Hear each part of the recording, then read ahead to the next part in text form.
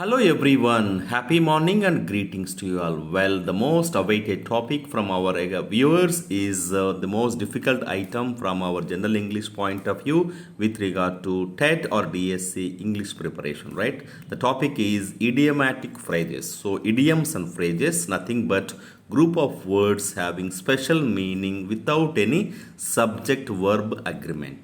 So, మీకు ఈ video నందు most importantly tested frequently tested examination point of view ఈడియమ్స్ని సేకరించి వాటిని మనకి ఎగ్జామినేషన్ పాయింట్ ఆఫ్ వ్యూలో identifying the meaning from context. So ఒక ఇడియం ఇచ్చి వాటి యొక్క మీనింగు లేకపోతే ఒక సెంటెన్స్ ప్యాటర్న్లో కాంటెక్స్ట్ లెవెల్లో ఇచ్చి దాని యొక్క పాసిబుల్ ఇంప్లికేటెడ్ మీనింగ్ని మనము కనుగోవాల్సి ఉంటుంది. సో దీనికి సంబంధించి context based questions with multiple choice questions we will be explaining in this short 10 minutes video. So మనం గతంలో జనరల్ ఇంగ్లీష్ సంబంధించి సైకాలజీ సంబంధించి ఈవెన్ తెలుగు సంబంధించి ఎన్నో వీడియోస్ అప్లోడ్ చేసాం.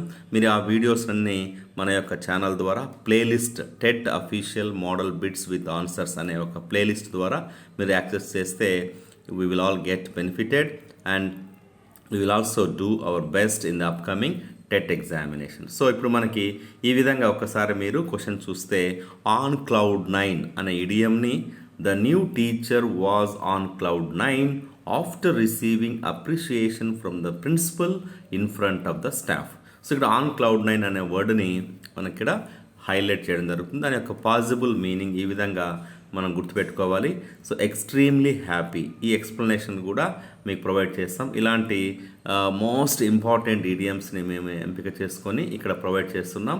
సో దీనికి సంబంధించి ఫస్ట్ కాన్సెప్ట్ని మనం ఫస్ట్ అర్థం చేసుకోవాలి. సో ఈ యొక్క ఛానల్లో మీరు టోటల్ 25 వీడియోస్ ఉన్నాయి సో ఫార్ ఎక్స్క్లూజివ్గా AP TET official model paper సంబంధించి. సో ఇంగ్లీష్ కాదు తెలుగు సైకాలజీ సంబంధించి కూడా ప్రొవైడ్ చేశాం. Now without any further delay let's get in to the topic of idiomatic phrases. So idioms అనగా group of words whose meanings are different from the literal meanings of the individual words. So idioms అంటే మనం తెలుగులో జాతీయాలు అంటాం. ఈ యొక్క individual వర్డ్స్కి మీనింగ్కి తర్వాత గ్రూప్ ఆఫ్ వర్డ్స్కి మీనింగ్కి డిఫరెంట్ ఉంటుంది. సో లిటరల్ సెన్స్లో తీసుకోకూడదు. మనం ఒక హోలిస్టిక్గా కంబైన్డ్గా ఒక colourful expressive and effective meaning ఇవ్వగలిగినదే లాంగ్వేజ్కి ఉపయోగపడే ఈ అంశమే ఇడియోమాటిక్ ఫ్రేజెస్. సో మనకి ఫ్రేజల్ వర్బ్స్ అనేది నెక్స్ట్ వీడియోలో చెప్తాం. ఇక్కడ ఫ్రేజల్ వర్బ్ అంటే వర్బ్ ప్లస్ ప్రిపోజిషన్. ఇక్కడ ఇడియోమాటిక్ ఫ్రేజెస్ అన్నప్పుడు ఒక గ్రూప్ ఆఫ్ వర్డ్స్ కావచ్చు, a bit more than group of వర్డ్స్కి కొంచెం లెంత్ పెరుగుతుందని ఇడియోమాటిక్ ఎక్స్ప్రెషన్స్ లేదా ఇడియోమాటిక్ ఫ్రేజెస్ అంటాం. సో వీటిని ఎందుకు ఇంపార్టెంట్ అంటే ఇవి కమ్యూనికేషన్ స్కిల్స్లో బాగా దోహదం చేస్తాయి. రీడింగ్ అండ్ రైటింగ్ని క్వాలిటీగా ఎన్హాన్స్ చేస్తాయి. టెట్ డిఎస్ ఎగ్జామ్స్లో ఫ్రీక్వెంట్గా అడుగుతారు కాబట్టి మనం నేర్చుకోవాలి. అండ్ అవర్ ఆన్సర్స్ ఇంప్రెసివ్గా, ఫర్ ఎగ్జాంపుల్ చూడండి, ఏ పీస్ ఆఫ్ కేక్ అంటే వెరీ ఈజీ. సో కేక్కి ఇక్కడ పీస్కి ఒక కేక్ ముక్క అనేది వేరు, ఇక్కడ పీస్ ఆఫ్ కేక్ అంటే attending interview is a piece of cake for me. Understanding this chapter of science or physical science is a piece of cake for me అంటే చాలా ఈజీ అనమాట. సో అంత మనము దాని యొక్క మీనింగ్ని ఫిగరేటివ్గా, కలర్ఫుల్గా, ఎక్స్ప్రెసివ్గా, ఎఫెక్టివ్గా చెప్పడానికి పనికి వచ్చేదే ఇడియోమాటిక్ ఫ్రేజెస్. నెక్స్ట్ చూడండి, hit the nail on the head. So ఇక్కడ మీకు ఇమేజెస్ కూడా ప్రొవైడ్ చేస్తున్నాం, ఎందుకంటే కాన్సెప్ట్ కార్డులో మన యొక్క వీడియోస్ యొక్క స్పెషాలిటీ ఏమంటే ప్రతి ఒక్క టాపిక్కి కాన్సెప్ట్ కార్డు ఫస్ట్ ఉంటుంది with the help of our AI intelligence, artificial intelligence. So ఆ కాన్సెప్ట్ కార్డును బేస్ చేసుకొని తర్వాత ఎంసీక్యూస్ ప్రొవైడ్ చేస్తున్నాం. Spill the beans, hit the nail on the head అంటే to say exactly the right thing. You hit the nail on the head when you said we need more practice. So ఒక అంశాన్ని సూటిగా స్పష్టంగా ఎగ్జాక్ట్గా చెప్పడాన్ని hit the nail on the head. So ఎన్నో డిస్కషన్స్లో ఎన్నో point discuss చేస్తున్నాం. ఒక పాయింట్ మనకు కరెక్ట్గా మన యొక్క బాస్ కానీ లేదా సుపీరియర్ కానీ లేదా హయ్యర్ అఫీషియల్స్ కానీ కరెక్ట్గా పాయింట్ అన్నప్పుడు వచ్చిందన్నప్పుడు you hit the nail on the head అని చెప్పవచ్చు. Next spill the beans. So ఇక్కడ బీన్స్ చిక్కుడుగాయలు స్పిల్ చల్లడం, దీని యొక్క లిటరల్ మీనింగ్ తీసుకోకుండా ఫిగరేటివ్ మీనింగ్ తీసుకుంటే to reveal secret. Don't spill the beans about the surprise party అంటే ఇంకా నువ్వు దాన్ని అనౌన్స్ చేయొద్దు, పబ్లిసైజ్ చేయొద్దు, ఇన్ఫార్మ్ చేయొద్దు, కమ్యూనికేట్ చేయొద్దు, keep it is as a secret అని చెప్పవచ్చు. Once in a blue moon, very rarely. So some students come to class once in a blue moon because of their domestic constraints, maybe financial constraints, maybe parental pressure at the field. So ఇక్కడ once in a blue moon అంటే అమావాస్యకో పున్నానికో అన్నట్టుగా ఎప్పుడో ఒకసారి అన్నప్పుడు meaning ఇవ్వడం. Next, break the ice to start a conversation, right? So ఒక అంశాన్ని మనము సంభాషణని స్పృశించడము, స్టార్ట్ చేయడం, బిగిన్ చేయడం. He told a joke to break the ice among the new students. So చాలామంది పిల్లలు కొత్తగా మన క్లాస్ 6కి వచ్చింటారు, క్లాస్ 1కి వచ్చింటారు. ఏదో ఒకటి యాక్టింగ్ చేస్తూ, రైమింగ్ నేర్పిస్తూ, లేదా జోక్ చెప్తూ, బాడీ లాంగ్వేజ్తో ఒక ఒక ఒక రకమైన సైలెన్స్ని బ్రేక్ చేసి అక్కడ ఒక ఫన్ క్రియేట్ చేసి నీ యొక్క అంశాన్ని చెప్పడానికి పనికొచ్చేదే ఐస్ బ్రేకర్ యాక్టివిటీ అంటాం, లేదా బ్రేక్ ద ఐస్ అంటాం.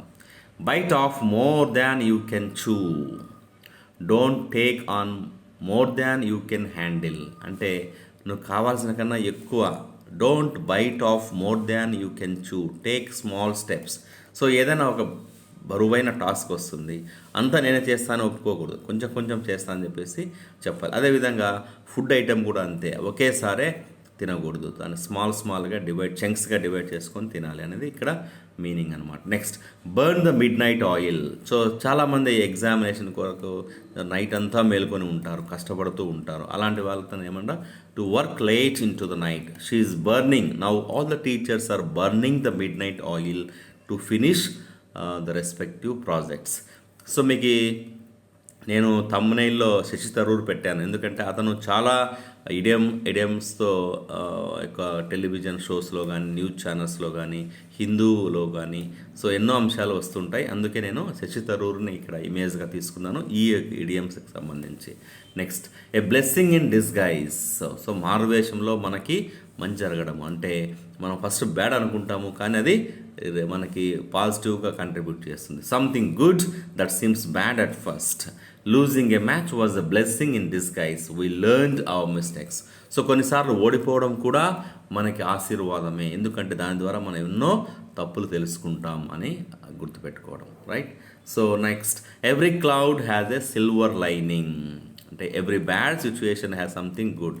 So don't worry, every cloud has a silver lining అంటే కష్టాలు ఎప్పటికీ కొనసాగు, ఎప్పుడోసారి మనకు కూడా టైం వస్తుంది అని చెప్పడానికి ఉపయోగించే ఇడియమే every cloud has a silver lining.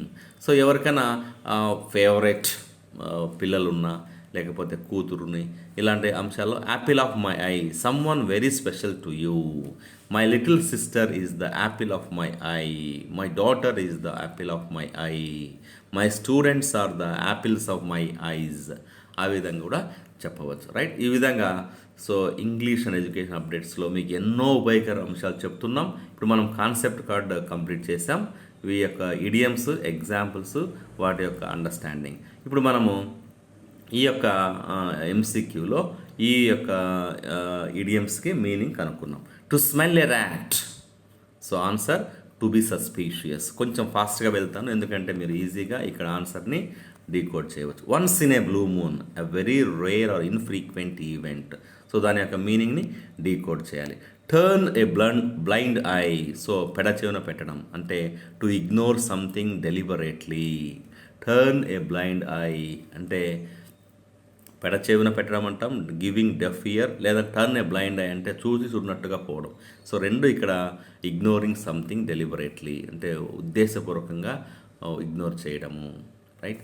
To cost an arm and leg. చూడండి, ఇక్కడ ఆర్మ్ అంటే మోచేయి, లెగ్ అంటే కాలు, కాస్ట్ అంటే ధర. సో దీన్ని మనం ఇండివిజువల్ తీసుకోకుండా ఫిగరేటివ్గా తీసుకున్నప్పుడు చాలా చాలా ఖరీదైన. So Lamborghini or Audi car, it will cost people an arm and leg అని చెప్పవచ్చు. So indicate something is extremely costly అని చెప్పడానికి ఉపయోగించే ఇడియమే ఇది. నెక్స్ట్, స్పిల్ ద బీన్స్ మనం చెప్పుకున్నాం, to reveal a secret. Hit the nail on the head చెప్పుకున్నాం. అదేవిధంగా బైట్ ద బుల్లెట్. సో ఇక్కడ చూడండి, టు బైట్ ద బుల్లెట్ అంటే to face a difficult situation bravely. ఎంత కష్టమైన పనైనా సాహసోపేతంగా దాన్ని ఎదుర్కొనడం, ఛేదించడం అనమాట. Bite the bullet.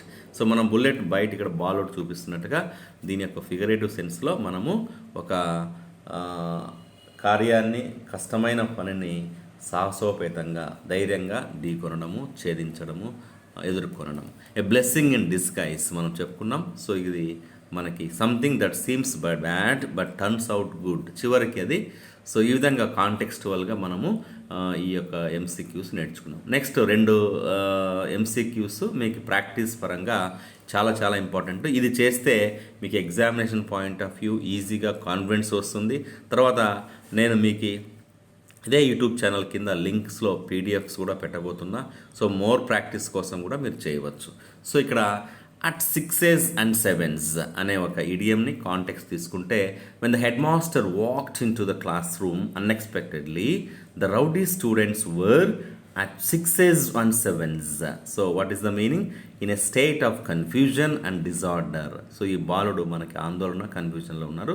So head master class రూమ్లోకి వచ్చిన వెంటనే రౌడీ స్టూడెంట్స్, ఎవరైతే అలర్ట్ చేసే పిల్లలు ఉన్నారో వాళ్ళు అట్ 6s and 7s అంటే in state of confusion and disorder, ఒక కేయోటిక్ కండిషన్లో ఉండడం అనమాట. Right. Next beating around the bush, చాలా చాలా important. The teacher asked Raju to stop beating around the bush and state the actual reasons for his long absence. So మనం స్కూల్లో ఎంతమంది పిల్లలు లాంగ్ ఆబ్సెంటెస్ ఉంటారు, ఏమిరా ఎందుకు రాలేదు ఇన్నాళ్ళు అంటే వాళ్ళు కాకమ్మ కథల్లాగా బీటింగ్ అరౌండ్ ద బుష్ ఏవో చెప్తుంటారు, ఎగ్జాక్ట్గా పాయింట్ చెప్పరనమాట. సో దీని యొక్క మీనింగ్ ఏమంటే avoid the main topic and talk about unimportant things. So అనవసర విషయాల గురించి చెప్పడము, అవసరమైన పాయింట్ చెప్పలేకపోవడం అనే బీటింగ్ అరౌండ్ ద బుష్ అంటాం. Next through the thick and thin, very very important. Despite facing immense financial hardships, the young teacher stood by her ethics through the thick and thin. So ఎన్నో ఆర్థిక ఒడిదుడుకులు ఉన్నప్పటికీ ఆ యొక్క యువ teacher అనేవాడు ethics, కొన్ని మోరల్ వాల్యూస్, నైతిక విలువలు నిలదొక్కుని ముందుకెళ్తున్నాడు. అంటే through the both good and difficult times. So ఎంతో కష్ట సమయాల్లో కూడా తన యొక్క విలువల్ని కోల్పోలేదు అనేదానికి ఇది example. Next complete and shocking surprise అంటే బోల్ట్ ఫ్రమ్ ద బ్లూ, అంటే ఉన్నట్టుండి మనకు ఒక shocking news. The sudden announcement of the TET examination, ఇదే చెప్పొచ్చు మనకి. టెట్ ఎగ్జామ్ అనేది అది టెట్ ఎగ్జామ్ పెట్టడము, తర్వాత డేట్ ఫిక్స్ చేయడము, it's a complete shock and surprise. అంటే బోల్ట్ ఫ్రమ్ ద బ్లూ, ఉన్నట్టుండి అందరూ టీచర్స్ ఎగ్జామ్ రాయాలనే దానికి ఈ యొక్క ఐడియా మనకు కనిపిస్తుంది. Next Before launching the new state educational curriculum, the core committee decided to think carefully and consider risk before taking action. So ఇక్కడ underline ఈ ఆరెంజ్ కలర్ ఉన్నటువంటిది మొత్తము ఇడియమాటిక్ ఫ్రేజ్. దీని యొక్క meaning look before they leap. So ఇది కూడా ఇడియమే, అంటే to think about the possible risk of consequences before doing something.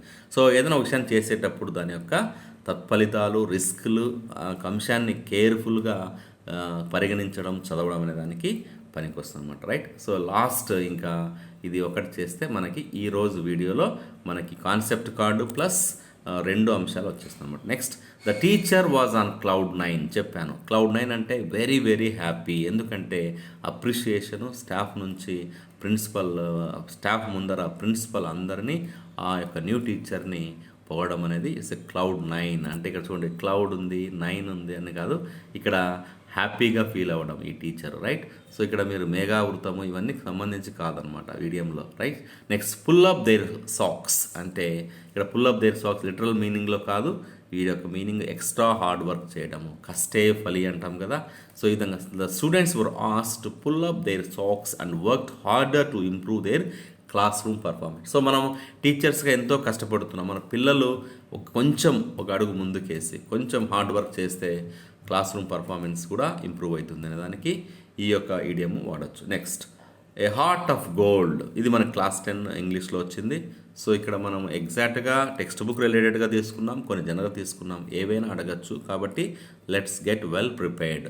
So heart of gold అంటే a kind and generous, so దయగలిగిన వాడు, ఉదార స్వభావం కలిగిన వ్యక్తిని మనము హార్ట్ ఆఫ్ గోల్డ్ అంటాం. ఇన్ బ్లాక్ అండ్ వైట్ అంటే ఇక్కడ చూస్తే it was written clearly and final. So బాగా రాసినటువంటి, అంటే ఒక ఒప్పందం, కాంట్రాక్ట్ లాగా. So give in writing, give in black and white అంటే రాతపూర్వకంగా ఇవ్వడాన్ని మనము ఇన్ బ్లాక్ అండ్ వైట్ అంటాం. Next, just before the exam, Meena started cramming all the chapters at the 11th hour. So 11th hour అంటే చాలామంది students రేపు exam అంటే ఈరోజు నైట్కి అన్ని గైడ్స్లో నుంచి మెటీరియల్ జిరాక్స్ చేయించుకోవడము, చిన్న చిన్న నోట్స్ అప్పుడప్పుడు, అంటే it's not good thing for the students. అంటే చివరి మినిట్ ప్రిపరేషన్ని అట్ ద 11th అవర్ అంటాం. So the last possible moment, చివరి క్షణంలో చివరి గడియల్లో అనేదానికి అట్ ద 11th అవర్ అంటాం. సో దీని కరెక్ట్ ఆన్సర్ మనకి answer C, at the last possible moment. So dear students and aspirants, like this we keep on explaining the English, general English, psychology and Telugu. So for all the updates, please go to our channel. So again I request you to go to this AP TET official general English bits with answers from our channel, English and education updates, and do share with your friends and do subscribe. So wishing you a very happy morning once again. Do take care. జై Hind. So ఇక్కడ శశి థరూర్ యొక్క photo కేవలము ఇది comparative కోసము, అంత strong మన vocabulary ఉండాలని చెప్పడానికి మాత్రమే తీసుకున్నాం. Thank you very much. Do take care. జై హింద్.